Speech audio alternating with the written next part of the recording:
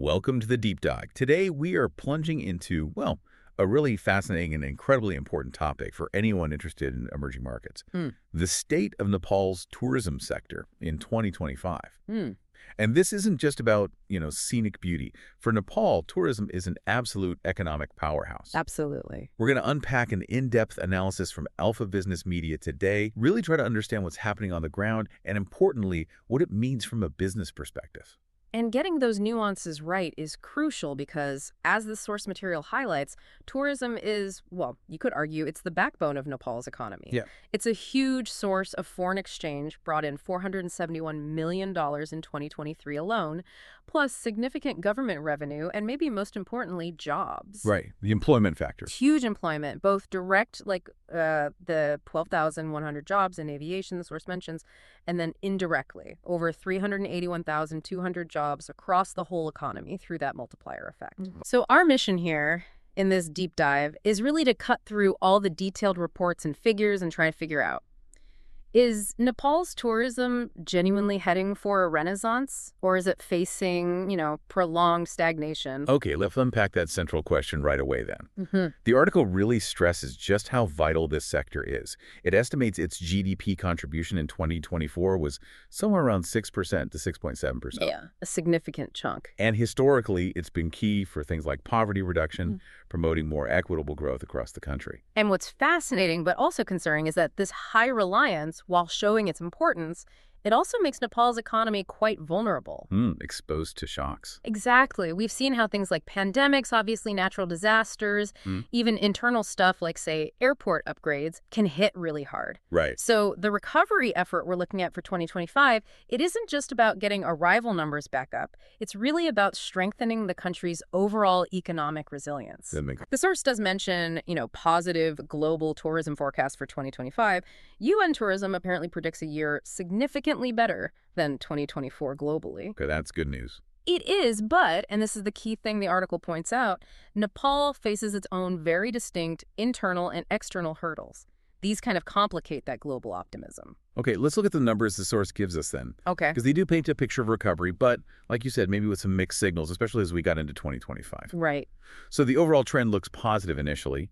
1,014,885 arrivals in 2023. There's a strong bounce back from 2022. Then 11,147,024 in 2024. That's up 13.02%. So growth. That definitely shows momentum, yes. No. But the crucial context the source provides is that 2024 was still below the 2019 pre-pandemic peak. That was 11,197,191. Okay. So not quite back to normal yet. Not quite. The recovery pace wasn't, let's say, at full strength by the end of 24. And then 2025 starts, well, yeah, a bit confusingly. The total for the first 5 months, Jan to May, is 501,264. But the first quarter, January through March, actually saw a slight decrease, 2.1% down compared to Q1 2024. That feels counterintuitive if things are supposed to be recovering. It does, and that's a really critical detail the source zeroes in on. That Q1 dip, it seems, could be directly linked to the major upgrade work happening at Tribhuvan International Airport, TIA. Oh, the main airport in Kathmandu. Exactly. That work wasn't substantially finished until the end of March. So flights, operations, they were likely affected during that peak season, which probably impacted arrivals. Okay, that makes sense. But here's where it gets interesting, particularly for a business outlook. Was that dip just a blip? Because right after that TIA work wrapped up, April 2025 saw this sharp rebound. Yeah. Hit a record, actually. 116,490 arrivals. That was 6.5% higher than the pre-pandemic April 2019 level. Wow, okay. Higher than 2019. Yeah, and May was also strong. 86,216 arrivals, which is a huge 95.6% increase over May 2024. 95.6%. That's massive. Huge jump. Exactly. And the source makes a compelling argument here. This surge in April and May lines up precisely with the TIA upgrade finishing up end of March. Right. The data strongly suggests this lifted a major infrastructure bottleneck. I mean, TIA was operating way over its design capacity before. I remember reading about that. Yeah, and the closures and constraints during the upgrade probably suppressed numbers. Yeah. So reopening to 18-hour operations on April 1st, it seems like it immediately smoothed things out, released some pent-up demand. So while the overall Jan-May figure includes that Weaker Q1, the performance in April and May, well, it offers a hopeful sign, doesn't it? That fixing the main gateway can have a direct positive effect. Okay, so the airport upgrade seems like a definite positive, at least for TIA. But despite that promising surge in April and May, the article flags something major. The situation in Nepal's two biggest traditional markets, India and China. Yes. This is where those serious reservations in the source's conclusion really start to bite. India is, historically, Nepal's main source country. Absolutely crucial. Yet Q1 2025 saw these alarming drops compared to 2024. How bad? January down 15%, February down 25%, and March, a steep 30% decline. And then April saw growth just stagnate. Ouch. Why?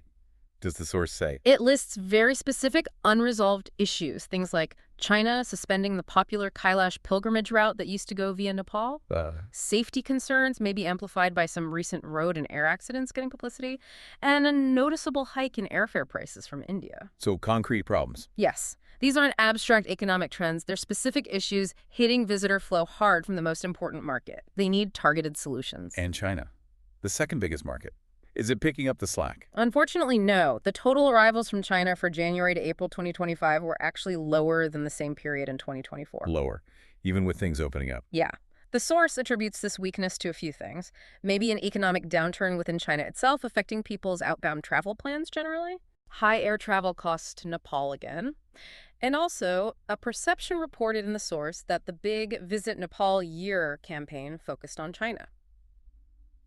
Well, it hasn't been particularly effective so far. Interesting.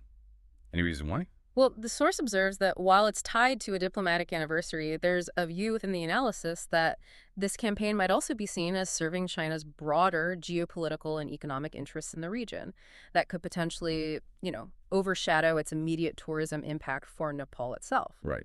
The source is pretty blunt then, calling this continued weakness in India and China a fundamental structural weakness for the recovery. What does that really imply for businesses looking at Nepal? It implies you can't just rely on a general global tourism recovery filtering down. These are huge volume markets with very specific needs, sensitivities, price points. Now, the source does note that other markets, US, UK, Bangladesh, Australia, Germany, France, they seem more stable. So people still want the adventure and culture. Exactly. That core demand is there. But these are, relatively speaking, lower volume markets. Relying solely on growth from them isn't enough if Nepal wants to hit those ambitious national targets. Like the 1.6 million tourists a year, or that long-term goal of 5 million by 2034. Precisely. You can't get there just with the current mix if India and China remain weak. It really forces a need for a targeted strategy, one that specifically addresses the roadblocks in India and China, while also, of course, cultivating these other markets. It demands specific business strategies, not just generic Visit Nepal pushes. Okay, so market diversification is key, but fixing the core markets is critical. Now, speaking of strategy and infrastructure, the source also talks about state policy and those other airports. Big investments in new international airports at Parhawa, GBIA, and Pokhara, PIA. Are they acting as catalysts, helping spread the load? This is another area where the picture is, well, quite mixed, and maybe leaning towards concerning, based on the source. GBIA opened back in May 2022, PIA in January 2023. Huge investments, designed as international gateways. But the reality, they're largely underutilized. Still, GBIA has really struggled to attract consistent international flights. They've been irregular or seasonal. The source says they were effectively suspended by May 2025, except for maybe one route. Even incentives offered haven't seemed to create sustained traffic. And Pokhara, PIA. PIA only got its first scheduled international flight in April 2025. That's over 2 years after it opened. It was just a weekly flight to Lhasa. Before that, it had only handled a handful, like 13 charter flights. That's not a lot for an international airport. Not at all. And worse, the source raises some serious concerns about PIA specifically. It reports issues like alleged corruption during its construction and potential design flaws that might impact safety. Oh, wow. Safety concern. Yeah. And those kinds of reports, if they're not addressed openly and transparently, could obviously deter airlines no matter what financial incentives are on the table. So you've got TIA, where the upgrade seems to have had an immediate positive impact once the bottleneck was removed. And then GBIA and PIA, these brand new facilities, are just sitting there largely empty. What does that disconnect tell us, maybe from a business planning perspective? It tells us that just building shiny new infrastructure, even state-of-the-art airports, isn't a magic bullet. It's not enough on its own. Right. Success needs integrated planning. You need the airlines willing to commit routes there. That's connectivity. You need to address any perceived safety issues, like with PIA. You need the feeder infrastructure, like decent ground transport from the airport. And you need to actually stimulate demand for the specific regions these airports serve. It sounds like maybe some miscalculations were made. The source suggests that, yeah, possible forecasting errors or maybe deeper systemic problems in actually attracting and keeping airline partners interested in these new gateways. And beyond the airports, the source also hammers home the issue of ground transport as a major barrier, doesn't it? Absolutely critical. It comes up again and again. Poor road conditions, low network density. The source mentions only about 28,000 kilometers nationwide, which is low compared to neighbors. This severely limits how tourists can move around, especially beyond the main hubs. In the mountainous areas, Yeah. key for trekking. Exactly. Those regions are vital for adventure tourism, for community-based tourism, but they're particularly underdeveloped in terms of roads. This limits access for tourists, and it also leaves many potential destinations, many communities kind of isolated. So even if you fly into a shiny new airport. Right. If you can't then easily and comfortably travel onwards, it really impacts the overall experience, the length of stay, the willingness to explore further afield. The source literally calls ground transport a critical bottleneck. Yeah, and cost comes into play again, too. Yes. High air travel costs, plus retaining taxes like the VAT on air tickets and that luxury tax, they make Nepal relatively expensive, especially for regional visitors, budget travelers. This impacts price competitiveness. Which links back to that value proposition idea. If it's pricey and maybe difficult to get around, does the value tourists feel they receive matchups? Precisely. And the source points out something interesting here. Despite these cost barriers, the average tourist spend per day is actually quite low, around $41, according to the data cited. The average stay is about 13.2 days. $41 a day. That seems low for an international tourist destination. It does. It suggests either the value proposition isn't strong enough to encourage higher spending, maybe not enough high-value activities or services readily available or marketed, or perhaps the current tourist mix is heavily skewed towards lower spending segments like backpackers. So boosting overall tourism revenue isn't just about more heads through the door. No, it's about arrival numbers and the yield per tourist. Both need attention. Okay, now here's a big external factor the source brings up, something with really wide-ranging implications, not just for tourism. Nepal being put back on the FATF gray list in February 2025. Yes, this is a major development outside the tourism sector itself, but the source argues it could have potentially severe indirect consequences for tourism. FATF, Financial Action Task Force, right? Anti-money laundering. Exactly. Being placed back on their gray list signals deficiencies in anti-money laundering and counterterrorism financing frameworks. Essentially, it flags increased financial risk associated with the country. And the potential impacts on tourism. The source details several. It could complicate international payments, think tourists trying to pay tour operators or operators trying to receive payments. It might reduce remittances coming into the country, which often support local economies, including in tourist areas. It could deter foreign investment, including much-needed investment in tourism infrastructure, because of the perceived risk. Investment is key. Definitely. Plus, it can increase transaction costs for banks dealing with Nepal and just generally damage the country's international image as a safe, reliable place to do business and to visit. It's not just a regulatory headache, it touches the perceived stability and ease of engaging financially. Wow. Okay, that's a significant shadow. And layered on top of all this, the source also mentions those ongoing socio-political and environmental risks as barriers. Right. Things like occasional political protests or general strikes, Kansas. Even if they're not aimed at tourists, they create a negative image of instability, they disrupt travel plans. Yeah, uncertainty isn't good for tourism. Not at all. Then there's air pollution, particularly in Kathmandu and other hubs. That's a serious environmental and health concern, and it can definitely deter travelers, especially those from more environmentally conscious countries.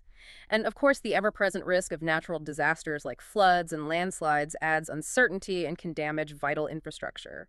These background risks kind of undermine the positive efforts being made elsewhere. Okay, so a lot of challenges.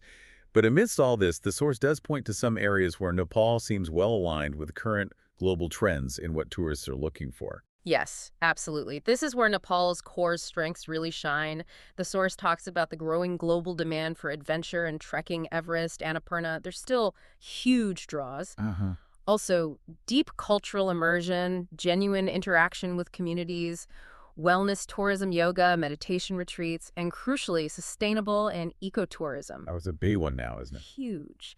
Travelers increasingly want authentic, maybe transformative experiences, but they also want to minimize their negative impact and ensure their spending supports local economies, responsible travel. And Nepal is promoting this. Yes, the promotion of community-based tourism, CBT, is highlighted. Initiatives mentioned in the source, like Community Connect 2025, focusing on specific villages like Siribari and Gelgan that allow for direct interaction and ensure benefits flow locally. This aligns perfectly with those trends.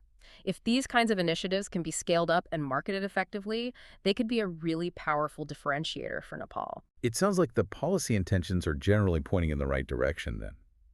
With things like the various Visit Nepal Year campaigns and that planned digital nomad visa. The intentions are definitely there, yeah. Good. The source details these efforts. That planned digital nomad visa, which they hope to get running within a year from May 2025. Right, requiring a certain income or savings. Yes, $1,500 plus monthly income or $20 K plus in the bank, plus health insurance. The source sees this as a pretty forward-thinking move, trying to attract that high-income, longer-staying segment. But its success hinges entirely on swift, effective implementation and having the supporting infrastructure, good internet, co-working spaces, etc. And the fiscal policies. Tax breaks. Some movement there. Yeah. The 2025-26 budget apparently includes some income tax reductions for hotels and resorts, treating them more like manufacturing for electricity benefits. That's positive. But as industry voices quoted in the source point out, there are still concerns. The continuation of that 2% luxury tax and the 13% VAT on air tickets and domestic services, the industry sees these as hindering competitiveness, making Nepal more expensive. So a bit of a mixed picture on pricing policy. And the various Visit Year campaigns. Do they work? The source suggests a potential risk of scattered focus with multiple campaigns running. Visit Nepal 2025, focused on China. Visit Pokhara 2025, a Koshi province tourism year. It also notes that past campaigns often benefited already developed areas. The current push towards CBT and regional initiatives might be learning from that, trying for more equitable distribution. But ultimately, the analysis implies success needs real, tangible improvements on the ground, not just slogans. We're hearing the voices of the industry and analysts through the source material as well, right? What's their general take? Yes, and their perspectives really mirror this complex, sometimes contradictory picture. The head of the Nepal Tourism Board, NTB, for example, is quoted as being cautiously optimistic, pointing to that April record, marketing efforts, the visa changes, supporting the digital nomad idea, but also acknowledging the big challenges with India and China. And the industry groups, hotels, tour operators. HAN, Hotel Association Nepal, and NATAR, Nepal Association of Tour and Travel Agents, they welcome some of the tax relief and infrastructure plans. But they're sharply critical of things like the luxury tax and VAT. They call for better transport, targeted promotion in India, China, and raise concerns about safety perceptions impacting Indian tourists specifically. They also note the negative impact of strikes. And the economists or analysts cited? They often bring a more critical lens. Some criticize the timing of the TIA closure, for instance. They point to political instability and sometimes impulsive policymaking as ongoing issues. They strongly warn about the FATF gray list risks and emphasize the fundamental need for strategic, long-term investment, fixing those deep-seated infrastructure problems, promoting lesser-known areas, and basically creating a more stable, predictable environment for the private sector. Okay, so definitely not a simple yes or no answer to whether it's a renaissance or stagnation. We've got these glimpses of potential, the TIA upgrade impact, the alignment with global trends like adventure and sustainability. Right. Real achievements and potential. But then weighed down heavily by these significant interconnected challenges. The worrying stagnation in the core Indian and Chinese markets, the underperformance of the new airports, the critical bottleneck of ground infrastructure, the pricing issues, that shadow of the FATF gray list, and the background noise of sociopolitical and environmental risks. That's exactly the complex landscape the source paints, which leads to their conclusion. Nepal's tourism in 2025 is facing a potential renaissance, but one with very serious reservations. The potential is undeniable. It's rooted in Nepal's incredible natural and cultural assets. But actually achieving that potential, that requires successfully navigating and, more importantly, overcoming these really deep-seated structural and external challenges. It's not guaranteed. So what does all this mean for you, our listener, trying to make sense of this? It really means looking at Nepal's tourism not just through the lens of its obvious potential, but critically assessing the risks, the complexities of the operating environment. It's clearly a market with immense promise, but one where business success seems to depend on far more than just, opening the doors and hoping tourists show up. Yeah. Which brings us to a final, maybe provocative thought for you to consider, drawing from everything we've discussed based on the source material. Given this unique blend of challenges, Nepal faces everything from internal infrastructure gaps and specific market issues in India and China to these broader external pressures like global economics and that FATF financial oversight. What single factor, if Nepal could successfully address it, do you think would have the biggest, most transformative impact on its tourism trajectory in the coming years? Something to mull over.